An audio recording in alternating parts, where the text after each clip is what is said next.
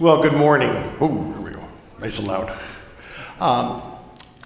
My thanks to Nathan for letting me share with you this morning this message. Doing things a little differently this morning, which sometimes I kind of like to do. So the gospel reading and the sermon are going to be offered as one complete unit. I'm not actually reading the gospel reading, but I'm really telling you the story. And this is a favorite passage of mine. It's breakfast on the beach with Jesus and his disciples. It's found in the Gospel of John. And it's a story that has a lot of visuals and a lot of sensory kind of movement to it that's important for us to know. So I want this sermon to involve all of us, which means this is a hands-on message for this morning. And I want you to use your sense of sight and hearing, smell, and maybe even taste. So during the sermon, there will be times where we'll pause and we'll be passing out some items. And I have 4 ushers that'll help in the sanctuary and my assistant up here for the choir. For instance, you'll be getting a plate of charcoal. And I'm going to ask you to actually take a piece of charcoal if you're willing and to hold it.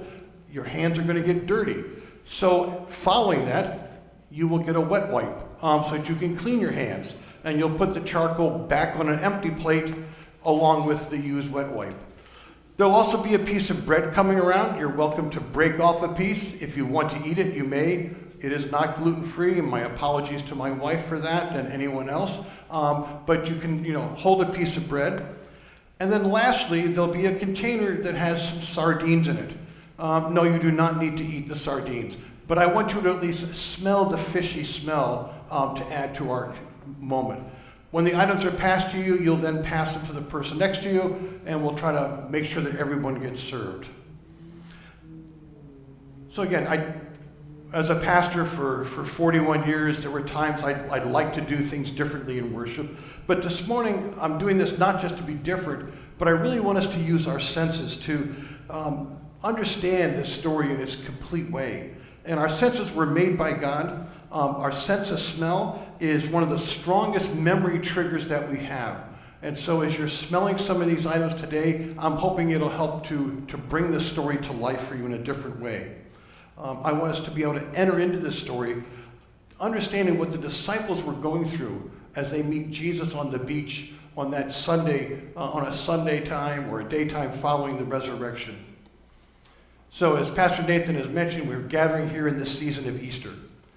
We remember the events of Holy Week, the triumphal entry of Jesus and the disciples into Jerusalem, overturning the tables in the temple, gathering in the upper room for the Last Supper, the betrayal, the arrest of Jesus, the trial, the beating, and his death and crucifixion on the cross.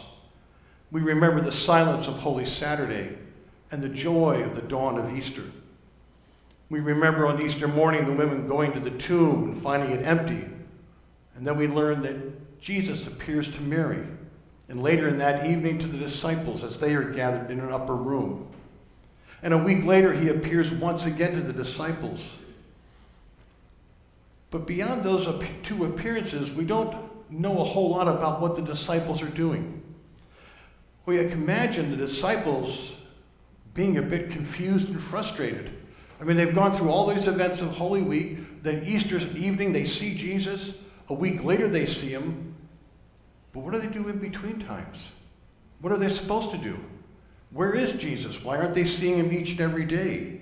I mean, for 3 years of their lives, every step they took, every place they went, was because Jesus led them there. I mean, it wasn't like the disciples would go, hey, Jesus, I think we should turn right here and go to this town over here. We haven't been there before.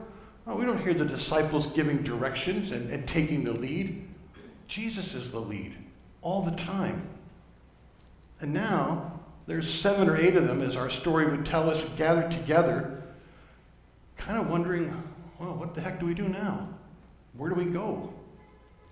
And so they're kind of twiddling their thumbs, restless, and Simon Peter all of a sudden offers, hey guys, let's go fishing. Now, if a group of guys were gathered together in a lakeside cottage and someone said, let's go fishing, we'd go, oh yeah, that makes sense. That's what you do. But for the disciples, being confused and not knowing what to do, they go back to what they used to do. And many of them were fishermen. And so the group that's gathered said, sure, why not? I mean, at least it's something to do. So John tells us that they're actually back on the Sea of Galilee, which requires some transportation and movement that we're not sure how that happens, but we'll go with John on the story. And so the guys get together, they get their fishing nets, they got a boat, they push off from shore, and they head out. Now they're fishing for quite a while that late afternoon and into the evening and during the night. And they don't catch a thing. The nets are empty. Now, I'm not a big fisherman, but I have gone fishing a couple of times. I've been fishing with my grandkids, and I know the frustration when you're out fishing for even just a half an hour, and you catch nothing. I can't imagine hours and hours with a bunch of guys in a boat catching nothing when this is what they used to do for a living. The weariness, the frustration must be significant. I wonder what kind of language is going back and forth among them. I mean, what kind of anger is spilling out over what the heck are we doing wrong? And yet they continue. As the first light of dawn comes over the lake, the prospect of heading to shore empty has to be painful. And then, off in the distance from the shore, comes a voice. Children, you have no fish, do you? Consider 6, 8 hours of fishing. You've caught nothing. And then some guy on a beach yells out, children, you've got no fish? Do you wonder if someone wanted to throw an oar at the guy?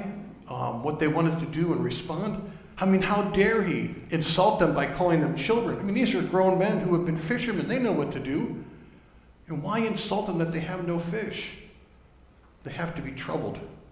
And who is this guy anyway? Well, with heads held low, a couple of disciples yell back, no, we haven't. And then the person on the beach offers, cast your net on the right side of the boat and you will find some fish. Seriously? Who does this guy think he is? How does he know where the fish are? How frustrating and irritating it has to be. And yet, when you've tried everything and someone offers you a suggestion, maybe you give it a try. And so they gather up those heavy nets, tired and weary, their arms aching, and they toss them on the right side of the boat. And in a moment, all of a sudden the nets are jumping. There's fish jumping. They have to hang onto the nets with all their strength that they can because they're filling up faster than they can even imagine. There's so many fish they can't pull the net into the boat. And so they hang onto the net just to make sure they don't lose the fish. And then the disciple whom Jesus loves stands up in the boat, points and looks at the shore and says, it's the Lord. Guys, it's the Lord. And then there's a splash in the water. And Peter has dove overboard. He stopped and put on his clothes first because oftentimes when you're out fishing like that, they would fish naked. Who knew? But Peter then puts on his clothes and he's jumping in and he's already swimming to shore. Not really a surprise. Peter was always the spontaneous one, acting without thinking, just diving in and doing things like that. Well, while Peter is swimming to shore, the rest of the guys in the boat are hanging onto those nets for dear life. They grab an oar and start trying to row into shore as well. It takes a lot of effort. They're about 100 yards away from the shore, John tells us. So it'll take some time. The closer they get, they're able to hop out of the boat and pull it into shore. Now on the beach, there's a fire going. And as their feet hit the stony shore, they could smell the smoke from the fire. Jesus must have been up early because he has prepared something for them. He calls out to the disciples to bring some more fish to add to the fire and then to come and have breakfast. What an invitation after a long night of frustration and catching nothing and then all of a sudden having a net full. And now Jesus is inviting them to breakfast. How great is this? And so they move up the beach, and there's a fire made of charcoal. And that's where we need to start, with charcoal. Because the charcoal might not seem very important in this story, and yet I want to offer that it's a key element of this story in many ways. John is telling us about this for a reason. And so I'm going to invite my ushers to come forward at this time and to pass out some charcoal. Again, as it comes, you're welcome to take a piece and to hold it. Oh, no, you're serving these folks back here. There you go.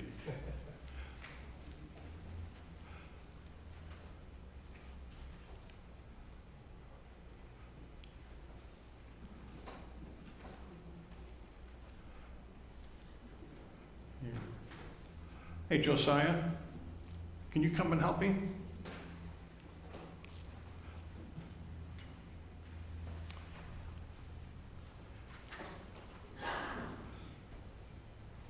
Help make sure that you won't need just hang out with Gummy for a moment. So again, as the charcoal is being passed to you, I want you to take a piece, hold it in your hands for a while, make sure you're passing the plate to those that are around you. Again, watch your clothing with your hands, but there will be some wet wipes coming. Hang on, Alicia, not yet. So I want you to smell the charcoal. I want you to feel the charcoal. When you think of charcoal, does it remind you of something recent or something from your past when you were a child? What images and memories come about because of charcoal? For me, it's a reminder of family picnics growing up. My dad worked in retail, and oftentimes when he had a Saturday or a Sunday, we would go on a picnic up to Niagara Falls, one of our favorite places, a lot of parks up in Niagara Falls. And we would eat lunch and supper there and eat over a charcoal fire. And I can remember when I finally was old enough to actually pour the lighter fluid on the charcoal and strike the match and light it. That was a big deal back then. So I think of charcoal, I think of those family memories. How about you? What memories does charcoal have for you? Well, for one person sitting on that beach, the smell of charcoal brought back some pretty painful memories.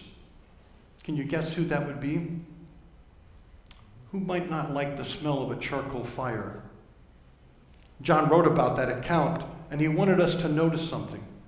The Greek word anthrakia is the word for charcoal, and it's found in only one other place in the Gospels. That's the story where Peter denies Jesus. In chapter 18, verses 15 to 18, we can read, Simon Peter and another disciple followed Jesus. Since that disciple was known to the high priest, he went with Jesus into the courtyard of the high priest. But Peter was standing outside the gate. So the other disciple who was known to the high priest went out and spoke to the woman who guarded the gate and brought Peter in. The woman said to Peter, "You are not also one of the man's disciples, aren't you?"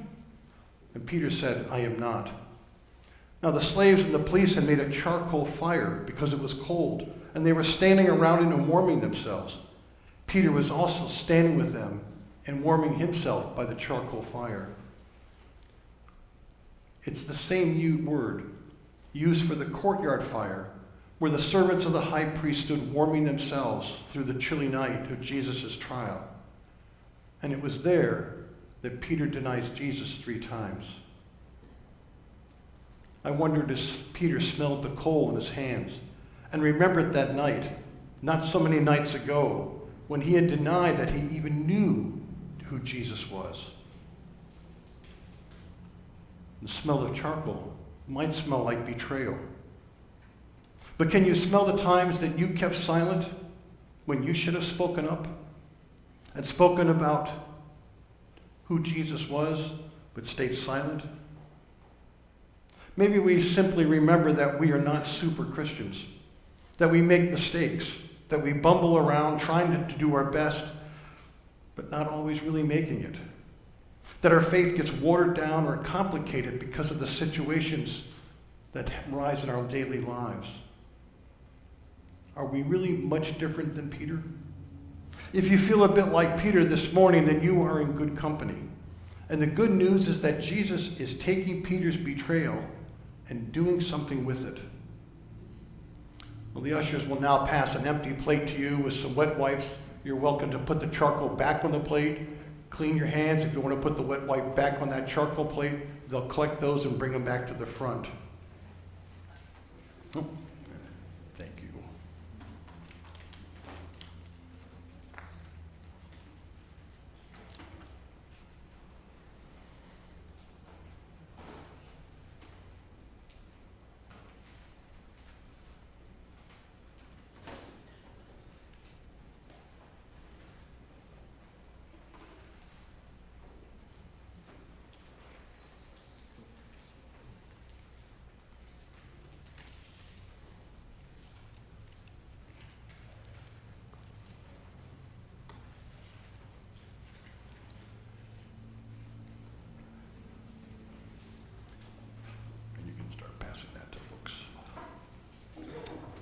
Next will be coming a plate with a piece of bread on it.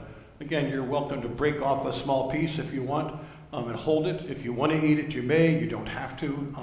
But to be able to hold a piece of bread in your hand is important at this point.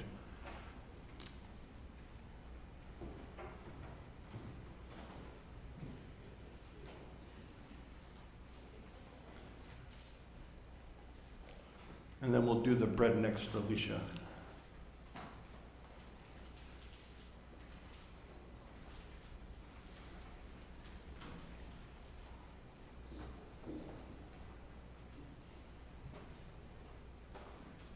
What do you need? Need another plate?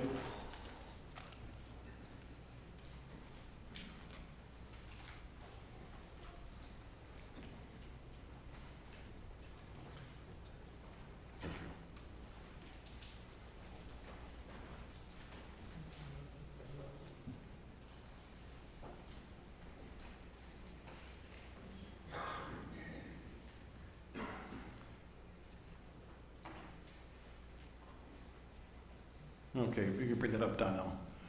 And then we want to grab the plates of bread and hand the bread out. Well, not only does Jesus have a fire going on the beach that morning, but he has bread. We can imagine some large stones gathered around the fire and the bread heating up on those stones. As the bread comes to you, I want you to take a piece. Feel free to break it off, because the breaking of the bread is an important part as well. Hold it in your hands. Smell it, taste it if you want. Make sure you pass the tray to everybody else.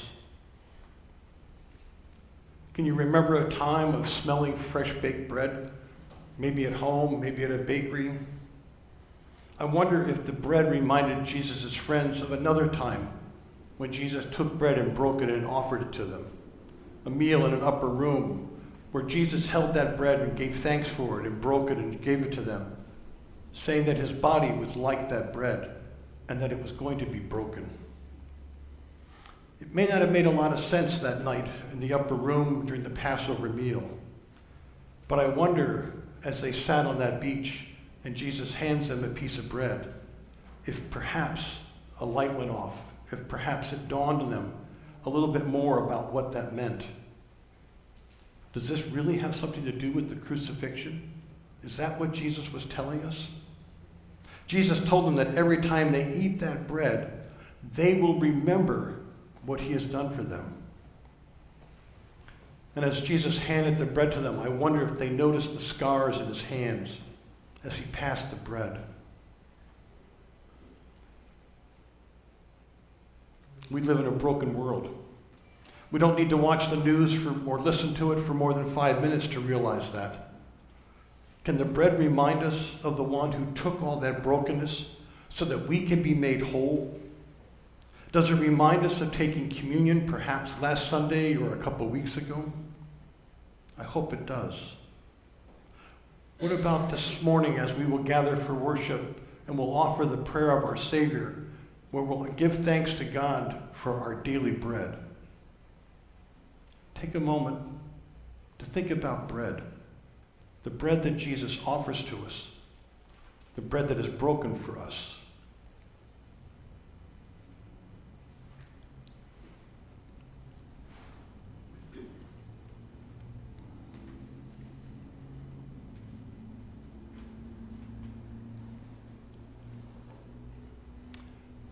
Well, in addition to the charcoal and the bread, there's fish. Fish grilling over the fire. Jesus had already caught some fish from somewhere and already had it on the fire. As the disciples walk up to the beach, they could smell the fish cooking. So this morning, we're going to pass around some containers of sardines. Now, the disciples weren't out catching sardines, but it was the easiest thing to bring this morning to give us a fishy smell, and we certainly will have that. Again, you don't need to touch the sardines, you don't need to eat them, although I did have someone offer that they would bring some hot sauce and wanted to eat the sardines, and that's fine, I get that. But I want you to at least have the smell of the sardines as it's passed around. What do you think of when you smell fish? What are the memories that are conjured up for you as you think of fish? I wonder if Jesus' friends remembered the time when Jesus took 5 loaves of bread and 2 fish and blessed it, and there was enough to feed over 5,000 individuals, plus children and women. And baskets were left over after all were fed. Jesus provided not only just what they needed, but more than they needed. Did they remember that Jesus had told them right at the very beginning when he first called them, that he would teach them a new skill? Fishing for fish, sure, but fishing for people, that would be a whole new adventure, Jesus would tell them.